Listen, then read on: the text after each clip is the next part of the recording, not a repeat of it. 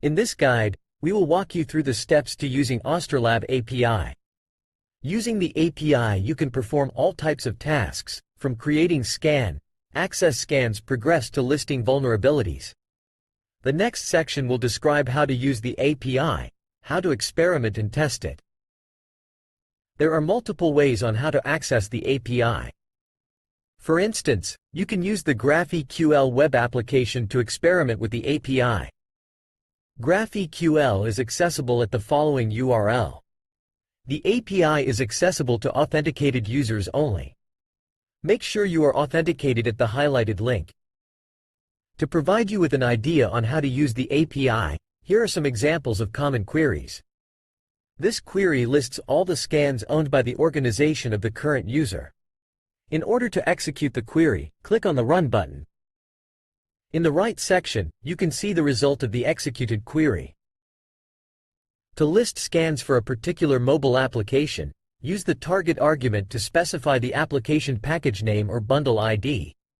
The Scans API supports other filters like target asset types, risk ratings, progress, and can be ordered and sorted using order by and sort arguments.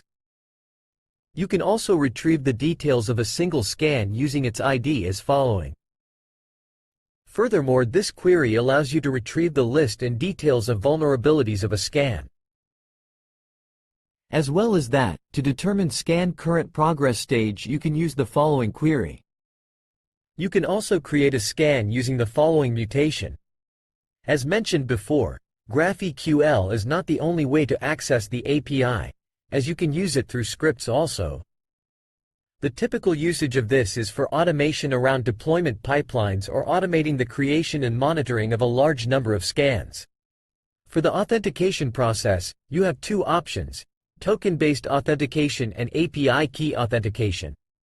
In the case of token-based authentication, the token can be retrieved from the following URL.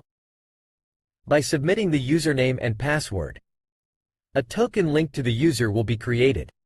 The token is then set in an authorization header to authenticate subsequent requests. For the other option, which is the API key, it can be retrieved from your dashboard. You need to click on Library. Then API Keys menu. Click the New button to generate a new key. And copy the API key. You can add a name and an expiry date to your key. And finally, do not forget to click the Save button to save your key. The API key is used as the value of the header's XAPI key to authenticate subsequent requests.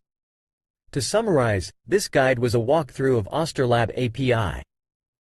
We explored various methods of utilizing the API, including the GraphQL web application and scripts. Additionally, we examined a set of common queries to serve as a reference.